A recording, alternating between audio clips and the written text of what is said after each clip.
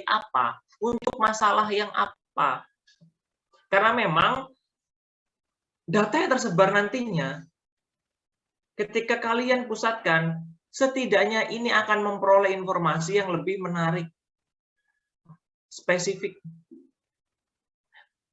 Oleh karena itu, ketika kalian sudah menentukan model penelitian yang akan kalian ambil, kalian juga harus tahu ya, bagaimana menentukan karakteristik datanya, membahas pengumpulan datanya, mengelolanya, hingga menganalisa data tersebut.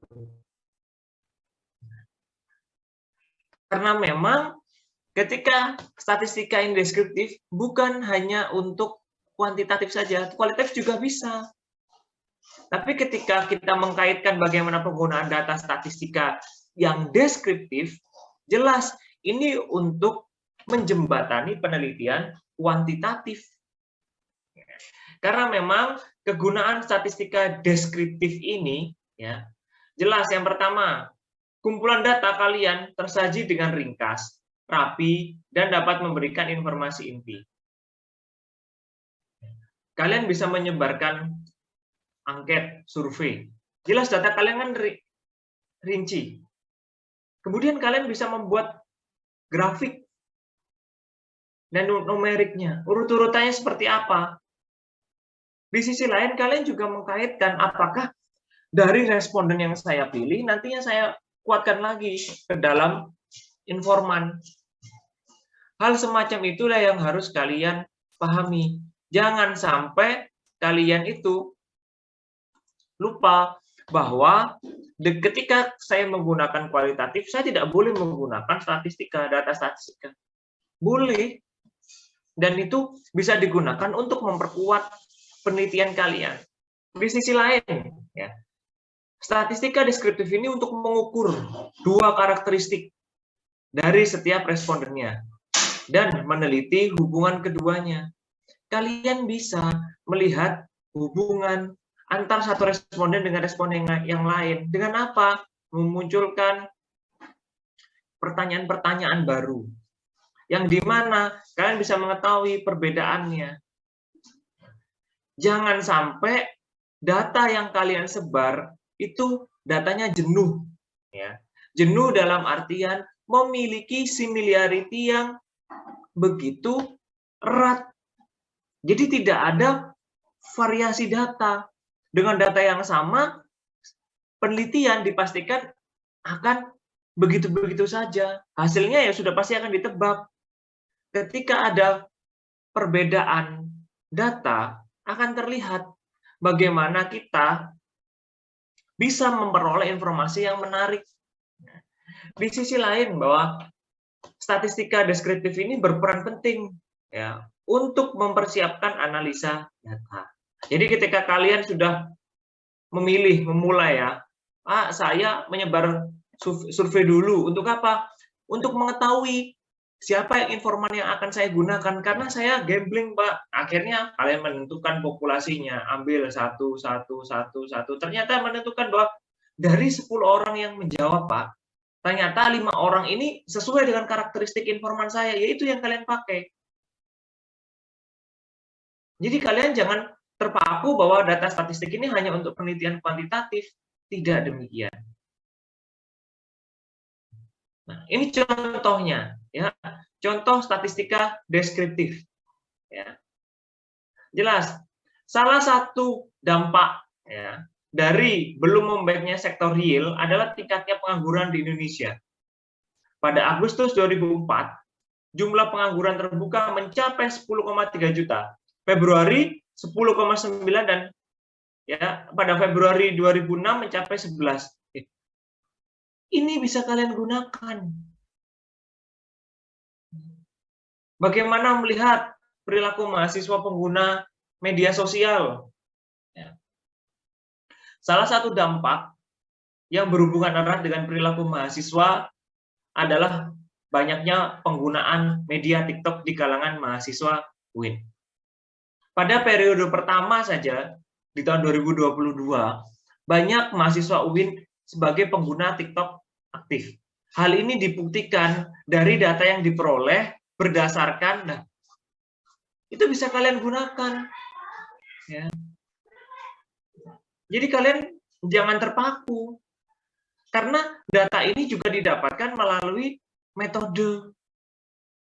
Metodenya apa? Kalian bisa melakukan survei singkat, kalian bisa nyebar angket, tapi datanya kemudian kalian deskriptifkan. Itu justru jauh lebih baik. Ya, ketika hanya kalian menyampaikan argumen, tapi ketika ditanya buktinya mana, tidak ada.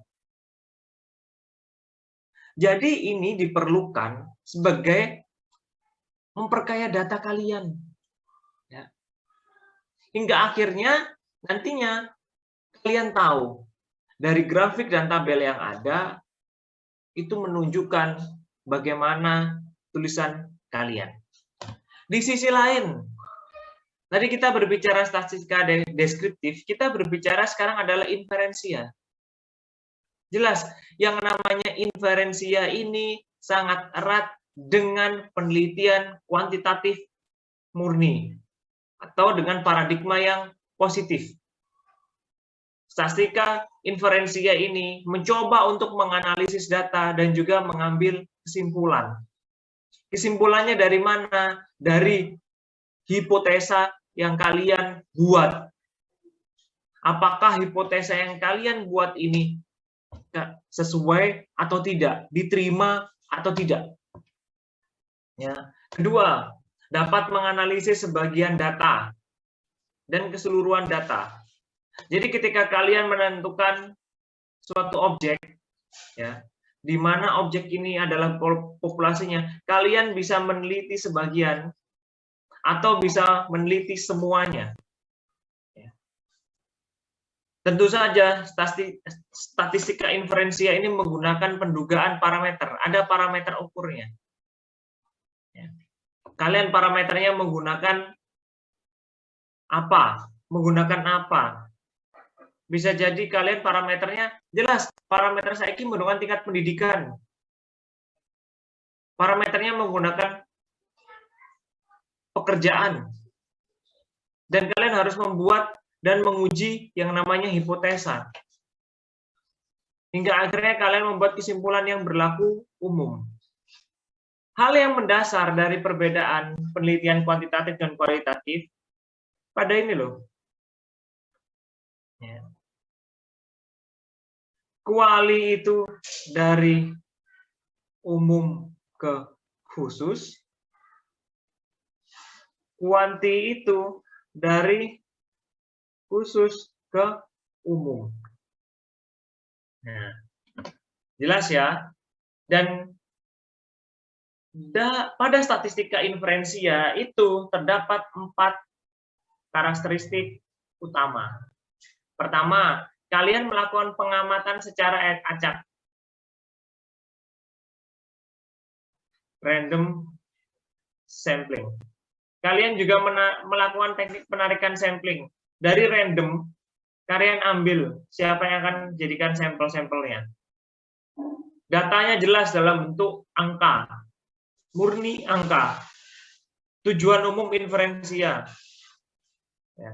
Jadi inferensia tujuannya seperti apa? Ya sudah, kalian mau mengambil kesimpulan kah atau hanya menganalisis data saja menggunakan berbagai macam parameter dan itu dilakukan dengan berbagai model, menguji hipotesa. Kalian harus tahu itu. Nah, ini contohnya. Ya. Contoh kasusnya pada tahun 90 diperoleh data. Diperoleh data di Jawa Barat terdapat 291.664 pencari kerja yang memuat informasi cukup lengkap mengenai karakteristik. Ya, jelas parameternya melihat karakteristik, namun data mengenai sekolah tersebut tidak tercantum di dalamnya.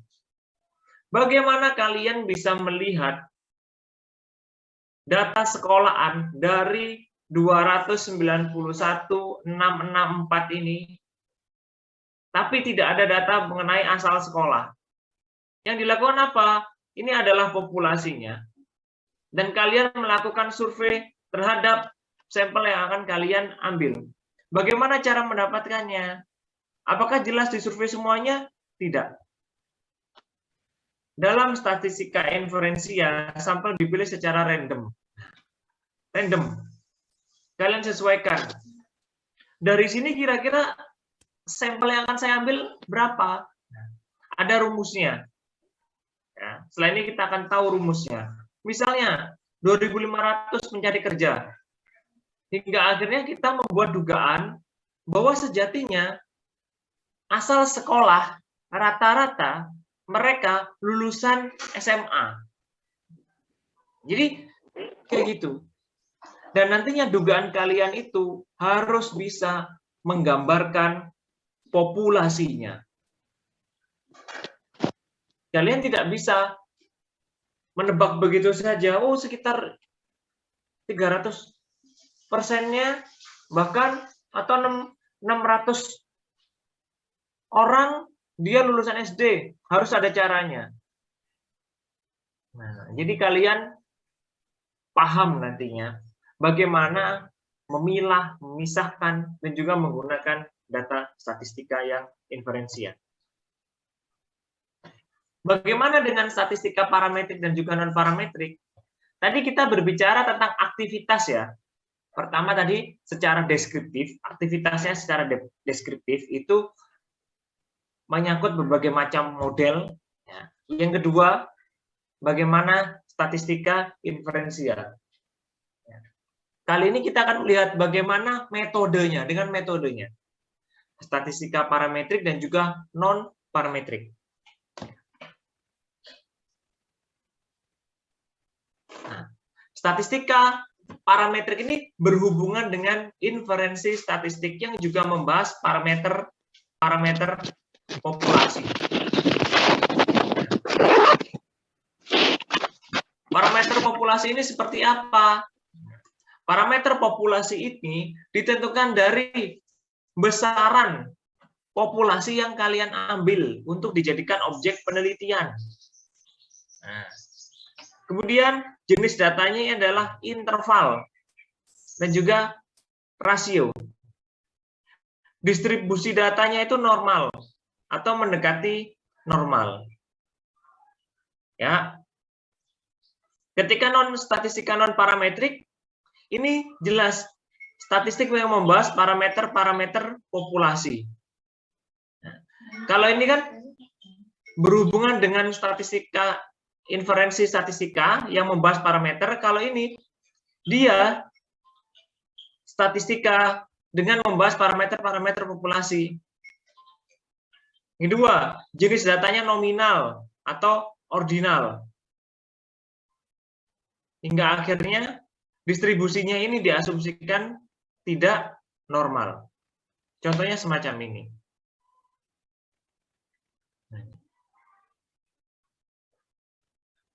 Ini itu contohnya di belakang ini. Jadi jelas ya, ini contohnya ya. Data nominal. Data nominal itu adalah data dengan berskala nominal. Nggak tahu, coba ya, nggak penting. Dicoba kalau penting. Data yang bersifat nominal. Data yang diperoleh dengan cara kategorisasi dan juga klasifikasi. Posisi data setara. Tidak bisa dilakukan operasi matematika. Nah, jadi jelas, data nominal itu contohnya adalah jenis kelamin, jenis pekerjaan, nominal. Laki-laki, perempuan, jenis pekerjaannya, petani, buruh. Jadi jelas, nominal itu ada kategorisasi dan juga klasifikasi. Ya, data ordinal jelas data yang berskala ordinal, data yang diperoleh dengan cara kategorisasi dan klasifikasi, tetapi terdapat hubungan. Ya, posisinya jelas tidak setara. Contohnya adalah kepuasan kerja, motivasi. Ya. Bagaimana hubungan kepuasan kerja dengan perilaku. Jadi datanya jelas. Ya, kalian mencoba menghubungkan kira-kira nanti seperti apa. Apakah misalnya kalian tentukan ya, kepuasan kerja itu ditentukan intervalnya itu ketika kepuasan kerja itu lebih dari 0,5 atau lebih dari 50, berarti orang itu puas terhadap kerja Anda, kerja kalian. Selanjutnya, interval. Data interval ini diperoleh dengan cara pengukuran, di mana ada 2 titik skala. Ya. Contohnya adalah derajat Celcius, Fahrenheit, atau berbagai macam ukuran skala di dalamnya. Dan yang terakhir adalah data rasio. Rasio itu rentang. Ya, gaji kalian nanti 0 sampai 100.000. 100.000 sampai 1 juta. Jadi ada aturannya, ada rentangnya. Jadi data-data inilah yang akan kalian pakai tentu saja. Ya. Nah, nih. Bagaimana kita mengetahui konsep dasar pengukurannya? Pertama, kita harus tahu variabel konstantanya dan juga variabel utuhnya. Jadi kita harus tahu konstanta dan variabelnya. Pertama, contoh konstantanya. Tipe ideal birokrasi, keluarga atau revolusi. Ya. Contoh variabelnya pengukuran status gizi, kepadatan penduduk. Ya. Tipe idealnya institusi. Bagaimana variabelnya? Apa yang diukur dari institusi ini? Manajemen. Ya. Berarti di sini mahasiswa. Variabelnya apa? IPK. Ya. Ini konstantanya apa? Urbanisasi. Variabelnya apa? Perpindahan penduduk. Nah, jadi ini yang kalian harus pahami. Dan ingat, ya, ketika variabel ini diturunkan dari teori, kalian harus memiliki runtutan yang pas. Jangan sampai ya teori ketika diturunkan dari konsep dan juga menjadi variabel nantinya kalian tidak bisa menghubungkan. Variabel kuantitatif dan juga kualitatif. Variabel kuanti, jelas ya. Variabel kuantitatif itu adalah variabel yang bervariasi dalam hal jumlah, dapat diangkakan. Contoh, usia, padatan penduduk. Jadi variabelnya kan usia. Itu bisa diangkakan. Usia, rentang usianya 0 sampai 7 tahun. 8 sampai 15. Jadi punya rentang yang sama. Sini plus 7, sini juga plus 7. Jadi stabil datanya. Karena memang di dalam variabel kuantitatif itu terdapat ada variabel diskrit dan juga variabel kontinu. Variabel yang dapat dihitung dan dari bilangan bulat. Variabel kontinu adalah dari hasil pengamatan kalian. Dan juga disesuaikan dengan garis interval. Nih. Sesuai pengamatan kalian, kira-kira umur orang itu sampai berapa sih? 0 sampai 10, 10 sampai 20, 20 sampai 30, hingga akhirnya 50, hingga berapa? Kalian sesuaikan. Variabel dapat dihitung. Ya sudah. Kalian buat. Laki-laki perempuan, 52. Pekerjaan, jumlahnya berapa?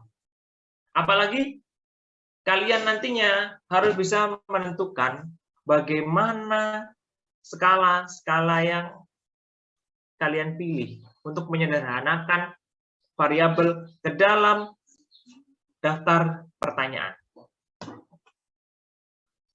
Kemudian yang selanjutnya ada variabel kualitatif.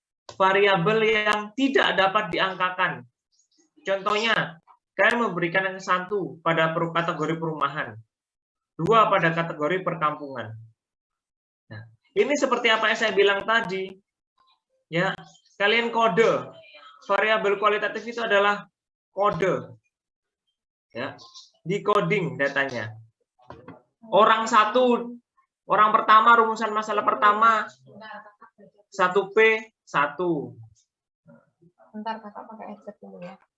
Ya, jadi harus kalian pahami semacam itu. Di sisi lain, nah, ini cara menghitung populasi. Setelah kita tahu objek mana yang akan kita pilih, ya, kita harus tahu bagaimana cara mengambil sampel. Ini rumusnya. Ya, jumlah populasi jelas. Minggu lalu kalian sudah tahu bahwa populasi adalah objek unit individu dari sekumpulan hal yang akan kita teliti. Sampel adalah bagian dari populasi, unit terkecil yang akan kita jadikan subjek dan bahkan objek penelitian. N itu adalah jumlah sampel. Jadi jelas, N sama dengan, kalian ambil populasinya berapa? 100. Jumlah 100 dikalikan 5 per 100 plus 1. Berapa? 5 plus 1. Kalian sesuaikan. Berarti 100 dibagi 6 itu berapa? Nah, kira-kira ada sekitar 17 sampai 18. Nah, misalnya itu. Jadi kalian tentukan. Jadi kan tinggal 100 per 6. Kira-kira ini sampel yang akan kalian gunakan. Ya, karena ini sudah ada aturannya, 5%. Berarti kan 5 per 100. Jadi 100 per 6. Itu yang harus kalian tentukan nantinya. Apabila pengambilan sampelnya bertingkat, nih, berdasarkan strata ya. N1 ini jumlah sampel menurut stratanya. Jadi jelas populasinya berapa. Ada strata. Contohnya, dari 100 populasi, ada 2 strata. Dan itu 50. Satu strata isinya 50. Ya. Jadi jelas, pertama adalah 50 per 100. Dikalikan berapa ini jumlah sampel regulernya. Bisa kalian menggunakan ini.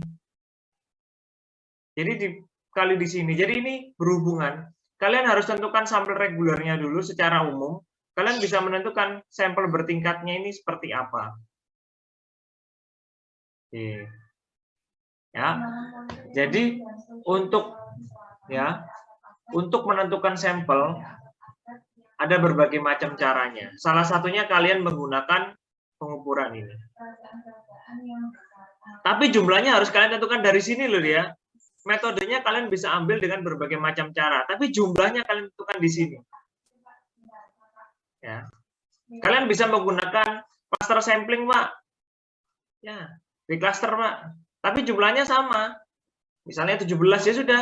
Di sini diambil 4, di sini ambil 5, di sini berapa, di sini berapa. Tapi jumlahnya sama sesuai dengan pengambilan sampel ini. Cara-caranya banyak. Kalian ngambil saja random, secara acak. Boleh kalian ambil. Kalian kasih nama satu persatu dengan undian. Kalian ambil satu-satu, sampelnya ini. Jadi itu jelas. Ya. Nah, hingga akhirnya nanti kalian diharapkan juga mampu untuk mengolah data. Ya. Jadi pengolahan datanya itu dijadikan berdasarkan statistika parametrik dan juga non parametrik. Ya, parameternya jelas. Kalian mau menggunakan parametrik atau non parametrik. Karena memang ya, jumlah variabel ini menentukan. Kalian X dan Y. Ya, jadi dua variabel. Misalnya X plus Y plus X lagi. Jadi ini menentukan kira-kira variabel apa yang akan kalian ambil untuk mengolah hubungan antar satu variabel. Contohnya ada analisis univariat adalah hanya ada satu pengukuran variabel untuk n sampel. atau beberapa variabel, tetapi variabelnya dianalisis sendiri-sendiri. Contohnya, korelasi motivasi, hubungan. Ya. Bagaimana ujinya namanya adalah uji korelasi. Ya. Korelasi motivasi dengan pencapaian akademik. Bagaimana hubungan korelasinya motivasi dengan pencapaian akademik? Motivasi mahasiswa dengan IPK. Ya. Kalian bisa meneliti itu nantinya. Kemudian analisis multivariat, 2 atau lebih pengukuran untuk n sampel yang sama, di mana analisis antar variabel dilakukan dengan bersamaan. Contohnya, pengaruh motivasi terhadap pencapaian akademik. Ya. Jadi jelas pengaruh motivasi ya yang dipengaruhi oleh faktor latar belakang pendidikan orang tua, faktor sosial ekonomi, dan juga faktor sekolah. Jadi pengaruh motivasi terhadap, jadi kan jelas motivasi ini X terhadap pencapaian akademik. Berarti Y, ini ada variabel lain dipengaruhi oleh faktor X1, X2. Nah, itu yang harus kalian perhatikan. Oke, sebelum saya lanjut, silakan kalian absen dulu. Ya, kalian bisa absen dulu, segera. Silakan kalian absen dulu.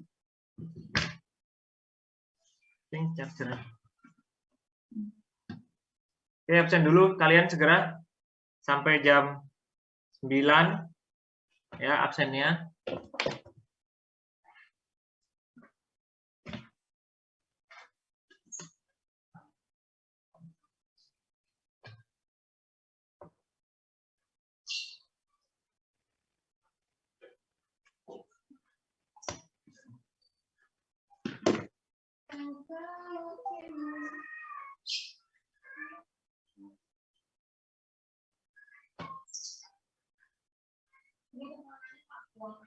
Iya, semuanya saya.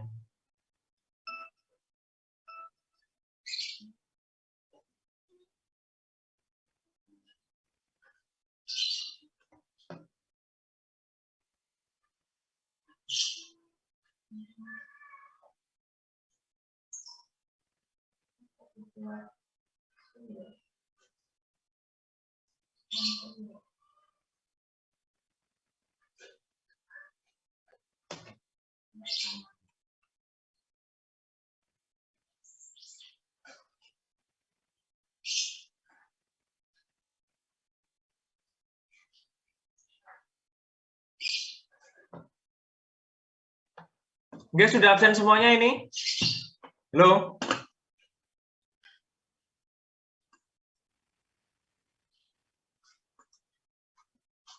Oke. Tadi kita sudah mengetahui jenis datanya seperti apa, bentuk datanya seperti apa, dan kita harus ingat bahwa ada sumber datanya juga.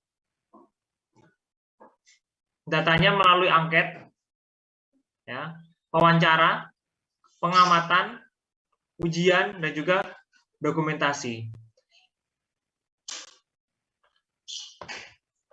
Statistika berhubungan dengan sumber data ini semuanya. Jadi ketika kalian ditanya wawancara, Pak, wawancara itu kualitatif. Kira-kira menggunakan data statistika boleh, Pak? Boleh. Kalian observasi menggunakan data statistika boleh, Pak? Boleh. Jadi statistika itu tidak hanya terbatas pada kuantitatif saja, tapi kualitatif juga bisa menggunakan data, ya, juga bukan metode, tapi data statistika. Wujudnya angket, wawancara, jenisnya apa? Kalian punya pedoman wawancara, daftar. Ya. Kalian pengamat melakukan observasi, kalian punya lembar pengamatan, panduan pengamatan. Ya. Kalian membuat tes, baik namanya ada pre-test dan juga post-test, dan juga dokumentasi.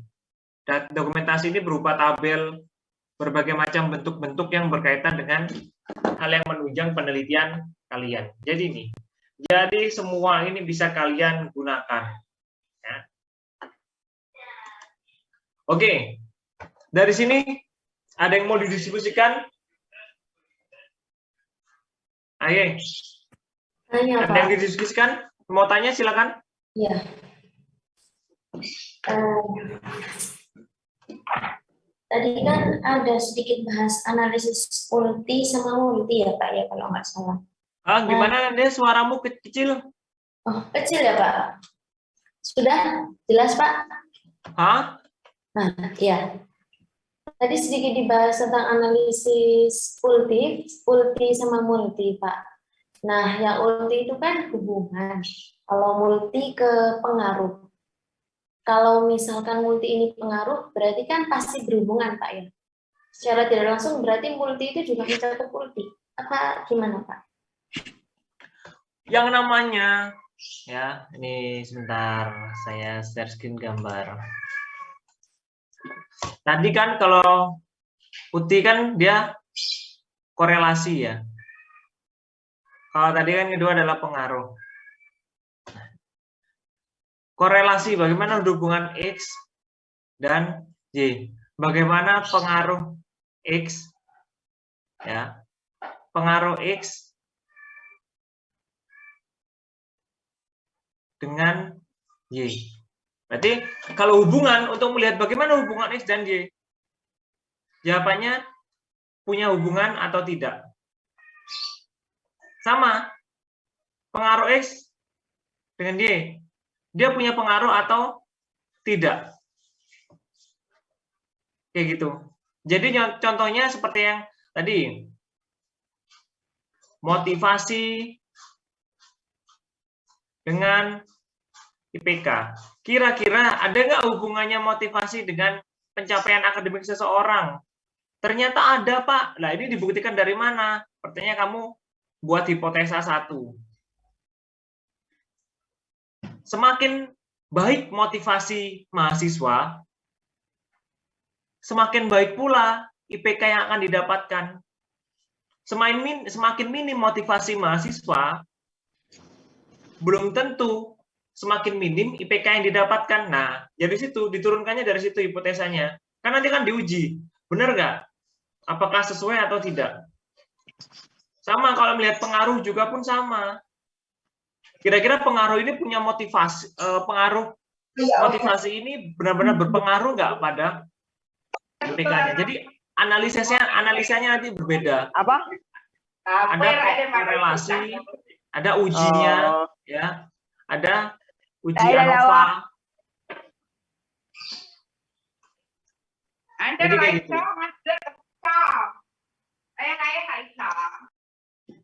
Kayak gitu Nadia. Halo, Nan? Mencerna, Pak. Kenapa? Masih mencerna. Bentar, masih mencerna ya.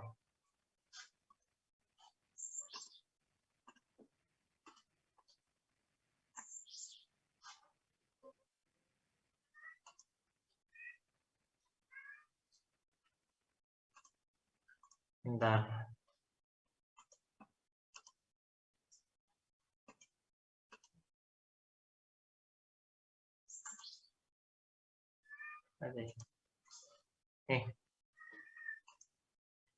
Nah, apabila kita melihat kalau univariat kan jelas nih, korelasi motivasi dengan pencapaian akademik. Pengaruh terhadap ya X dengan Y. Ya, garisnya. Kalau ini yang bawah ini adalah X Y. Kayak gitu kan. Jadi ini dua hal yang sedang dicari. Ini dicari. Kalau ini udah ketemu, kemudian apakah benar dia punya pengaruh? Berarti kan ini jawabannya kan cuma berhubungan. Tapi berhubungan belum tentu berpengaruh. Kayak gitu, Nat. Oke, Pak, cukup jelas. Oke. Yang lain silakan. Izin bertanya, Bapak. Tadi saya kurang jelas ini, Pak, di kegunaan statistika deskriptif.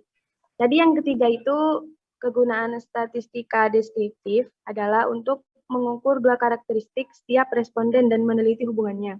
Nah, gambaran saya gini Pak, kalau kita melakukan penelitian nih, kita survei, misal kita melakukan angket ya Pak ke responden. Nah, kita kan di situ kan ingin mendapatkan informasi nih Pak. Jadi misal pendapat mereka kemudian kita teliti lagi, bukannya penelitiannya nggak ada ujungnya ya Pak? Gimana itu Pak? Gimana yang terakhir aja. Kalau pendapat mereka kita teliti lagi. Ya, kalau pendapat mereka yang berbeda-beda itu kita teliti lagi, bukannya kita malah menambah penelitian kita ya Pak? Kan kita ke mereka untuk mendapatkan informasi Pak.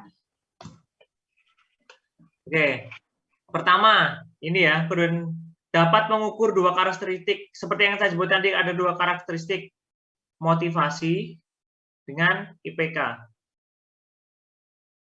Lihat, kamu mengukur dua karakteristik, pertama bagaimana motivasi dan juga IPK dari setiap responden dan meneliti, kan seperti yang kita bilang tadi, bagaimana korelasi motivasi dan IPK. Kemudian dilanjutkan diteliti, apakah benar motivasi ini berhubungan dengan IPK. Kayak gitu. Jadi harus dilanjutkan, bukan tidak ada berujungnya. Tapi ketika kamu tahu bahwa ternyata ini berhubungan dan nyatanya ini punya pengaruh, berarti jelas bahwa motivasi itu berpengaruh, punya hubungan dengan IPK, dan juga motivasi itu juga berpengaruh dengan IPK. Kayak gitu, Hosi. Untuk melihat hubungannya gitu ya Bapak? Contohnya, kalau kamu meneliti hubungan, apakah nih hubungan yang mudah saja mahasiswa, perilaku mahasiswa dengan hubungan perilaku dengan ini, spiritualitasnya coba. Perilaku mahasiswa dengan spiritualitas. Kamu lihat, apakah benar spiritualitas ini memiliki hubungan dengan perilaku? Apakah benar perilaku ini berhubungan dengan erat dengan spiritualitas? Ternyata kamu temukan bahwa benar kok, ternyata perilaku ini dan spiritualitas ini berhubungan, dan ini dibuktikan.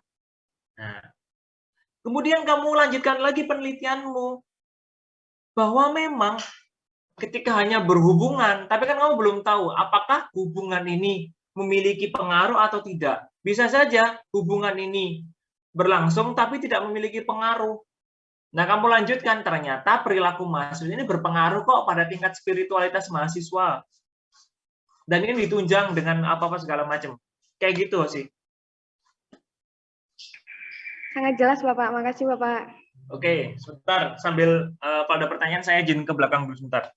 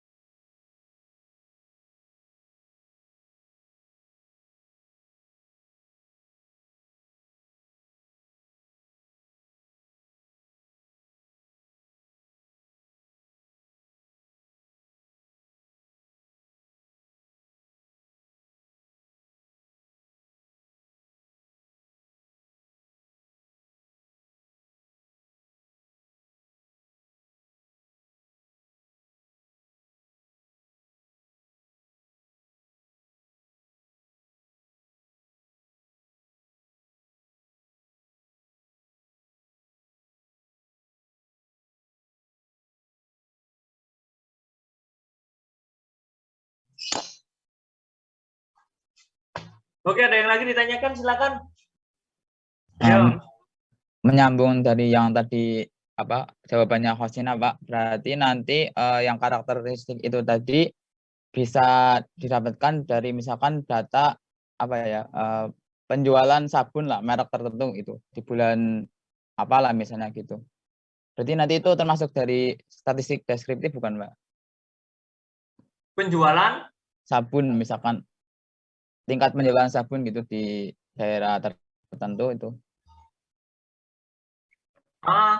tingkat penjualan sabun misalnya di daerah X ternyata sabunnya itu yang dibeli apa-apa saja.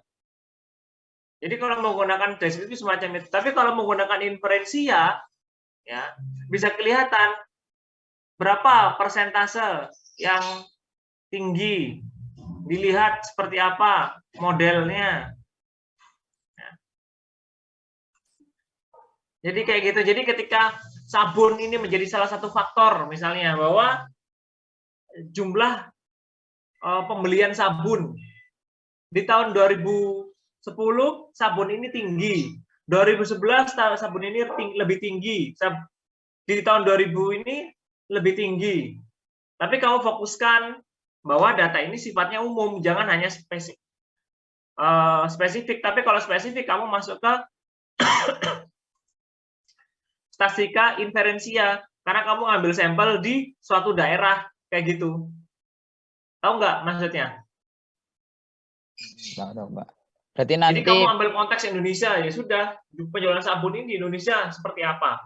Tapi kalau inferensi yang kamu kerucutkan di Jawa Timur, di Jawa Barat, kayak gitu. berarti nanti pakai tabel silang gitu ya, Pak? Apa bisa bentuk yang lain? Kamu mau pakai tabel, mau pakai grafik, bisa. Tapi fokusnya harus dipersempit nanti apabila kamu menggunakan dua hal tersebut. Yang deskriptif itu data secara umum, data sifatnya makro. Ya, ini. Kalau deskriptif itu makro, ya. Tapi kalau inferensia itu mikro. Gitu aja.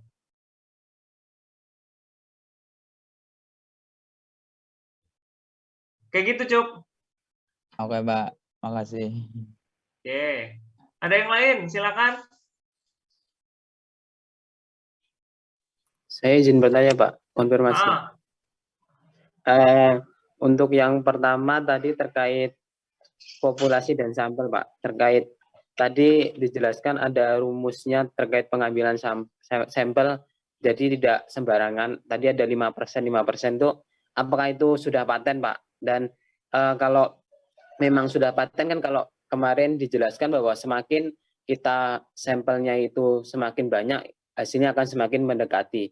Nah, kalau hanya 5% kan berarti sampelnya cuma bisa dibilang ya udah dibatasi. Kemudian yang kedua terkait hipotesis statistika inferensial, itu kan menguji hipotesis. Jadi kita ketika melakukan penelitian yang menggunakan statistika inferensial ini, apa harus memiliki banyak hipotesis akan lebih baik, Pak, untuk mengujinya? Terima kasih. Oke. Ya, satu persatu. Ketika N tadi ditentukan ya, coba dilihat itu untuk keadaan yang reguler, yang normal. Ini untuk penyebaran yang namanya angket. Biasanya digunakan untuk survei misalnya.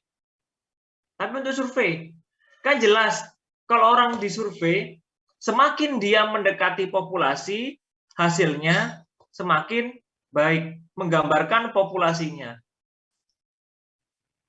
Sama, ya. Sampel ini ketika dipilih hanya 5% itu dari jumlah 100. 100 ya. Dengan ukuran presisinya 5%, dengan jumlah berarti kan 100/6 tadi. Coba 100/6 berapa? Ya, paling nggak sampai 20. Hanya sekitar range-nya 15-16. Nah, gambarannya 15 dari 16 ini mewakili 100 ini. Caranya gimana? Harus di klaster ini 100 orang. Di kota-kota kayak gini, makanya ada penelitian sampel yang bertingkat. Nah, ini ada 9 misalnya. Di sini diambil berapa, diambil berapa, diambil berapa, diambil berapa, diambil berapa, diambil berapa, hingga nantinya ini bisa menggambarkan keseluruhan populasi. Kalau kamu mengambil ada saat daftar orang 100, kamu populasinya 16 orang. Hanya 16 orang. Kamu ambil dari urutan 1 sampai 16 di awal, sisanya kan nggak kamu ambil, ya nggak akan tergambar populasinya. Kamu bisa pisahkan 1 sampai 10, 10 sampai 20. Kamu ambil dari 1 10, kamu ambil berapa, nomor berapa. Hingga akhirnya nanti jumlahnya sesuai dengan sampelmu. Kayak gitu Fajar. Itu pertanyaan yang pertama. Oke, ada ditanyakan dulu satu-satu. Sebelum yang kedua sebentar Pak. Berarti jadi untuk pengambilan sampelnya itu lebih ke tekniknya klaster ya Pak. Jadi nggak bisa random. Bukan hanya klaster, ada banyak, ada klaster, ada random. Nanti saya jelaskan di pertemuan selanjutnya nanti akan ada. Ada random, ada klaster, ada stratified, ada cluster, ada random, kayak gitu. Ada banyak. Ada yang dibuat dari 100 ini diturunkan menjadi beberapa kelompok diambil dari kelompok hingga akhirnya unit terkecil, kayak gitu. Kalau yang 5% berarti bisa pakai semuanya itu Pak berarti? Itu bisa digunakan semuanya. Memang rumusnya presisinya begitu 5%.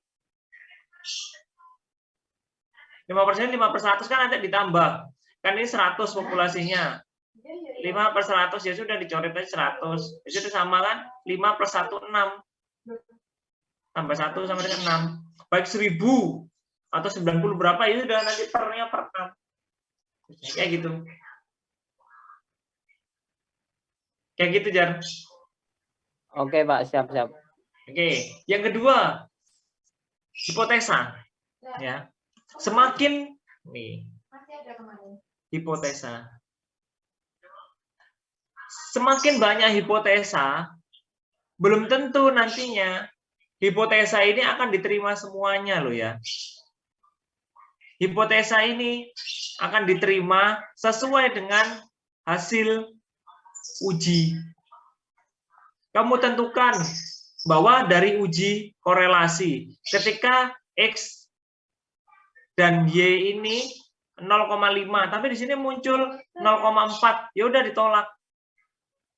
Muncul 0,6, ya udah diterima. Nah, misalnya kayak gitu. Jadi hipotesa ini ya harus dibuat memang sesuai, jangan terlalu banyak hipotesa akan semakin tergambar. Tidak kayak gitu, Jar. Jadi diturunkan nanti hipotesanya sesuai dengan hubungan antar variabelnya. Kayak gitu, Jar. Sebentar Pak, tanya yang tadi yang terkait hipotesa yang harus, apakah hipotesa harus ada angkanya? Misalnya ini kan tadi 0,5, kalau hasilnya 0,4 berarti nggak sesuai. Ini bukan, ini dari ujinya. Dari uji ini ada sama seperti tadi loh, presisi tadi loh, 5%. Di uji ini ada ketentuannya kayak gitu nanti, Jar.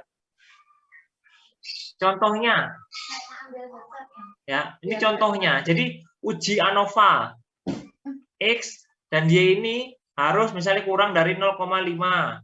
Ada ujinya nanti, ada di rumusnya itu ada patennya kayak gitu. Bukan dimunculkan sendiri loh ya. Ya, kayak gitu. Sebentar Pak, saya masih bingung Pak. Loh. Ini tuh jadi muncul, ini itu sesuai dengan rumus di ujinya. Bukan dimunculkan sendiri. Misalnya gini Pak, sebentar. Kalau misalnya saya melihat semakin tinggi penghasilan, semakin banyak stok minyak goreng berarti semakin harga murah. Nah, itu hipotesis pertama. Kemudian semakin sedikit minyak goreng, harga semakin tinggi. Nah, itu tadi untuk 0, angkanya itu bagaimana Pak? Mengujinya itu? Itu sesuai dengan ujinya. Nanti kamu ujinya misalnya uji ANOVA 0,5, uji T 0,2. Kamu nggak usah mikir ininya. Ini sudah ada di rumusnya. Kamu tinggal masukkan angkanya saja. Ini ada konstantanya. Sama seperti tadi. Persenan tadi loh, sudah ada patennya gitu loh, Jar. Tahu nggak? Oh, berarti sudah rumusnya gitu Pak, tinggal masukkan ke iya, aplikasi. Sudah rumusnya. Oh. Dari tadi Pak Yoga bilang itu sudah rumusnya. Nggak usah diotak-atik, sudah ketentuannya sana. Kamu tinggal memasukkan datanya saja, kayak gitu.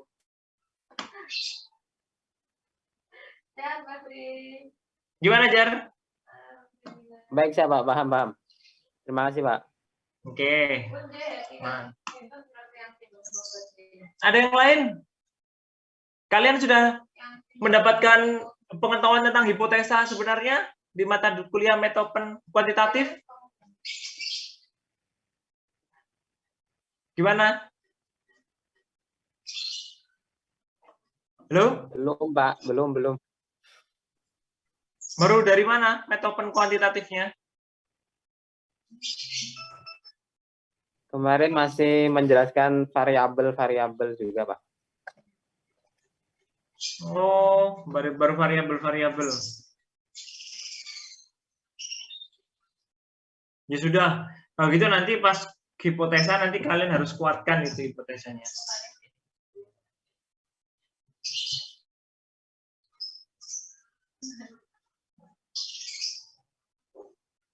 Oke, nggak ada ya, nggak ada lagi. Jadi saya harap kalian paham dengan hal ini tadi, ya. Bagaimana hipotesis dikatakan baik dan benar? Hipotesis dikatakan baik dan benar. Hipotesis itu tidak ada yang dikatakan baik dan benar. Hipotesis itu dikatakan diterima dan juga tidak ditolak. Kayak gitu. Ketika hipotesis itu dikatakan baik dan benar, berarti ya sudah ukurannya memenuhi atau tidak, sesuai atau tidak. Karena yang namanya hipotesa itu dugaan itu diterima atau ditolak. Karena hipotesa kan asumsi. Asumsi itu tidak ada yang baik dan tidak ada yang benar, atau tidak ada yang salah, atau tidak ada yang buruk. Jadi, diksi katanya hipotesa itu diterima dan juga ditolak. Kayak gitu ya, Di?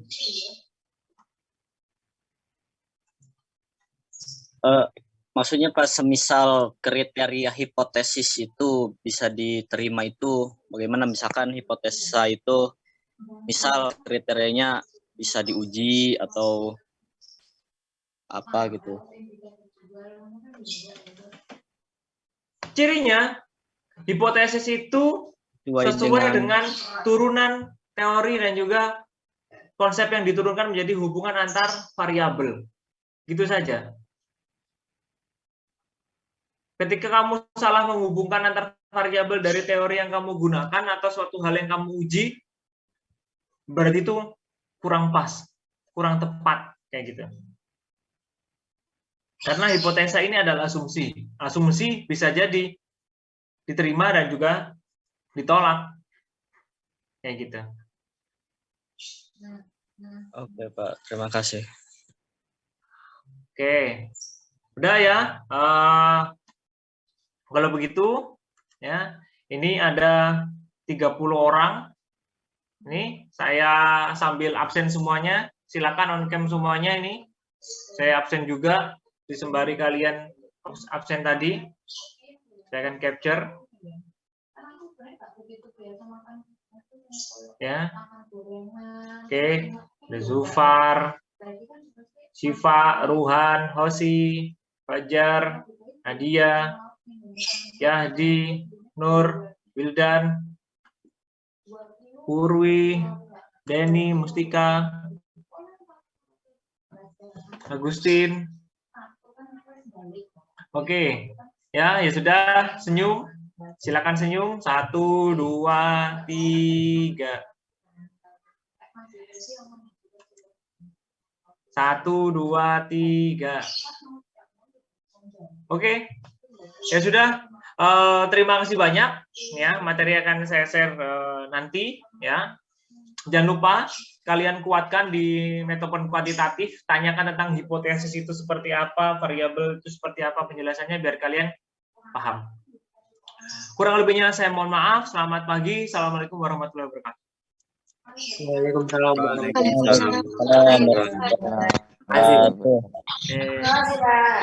kasih Pak. Jangan lupa absen yang belum absen sampai jam 9. Ya Pak.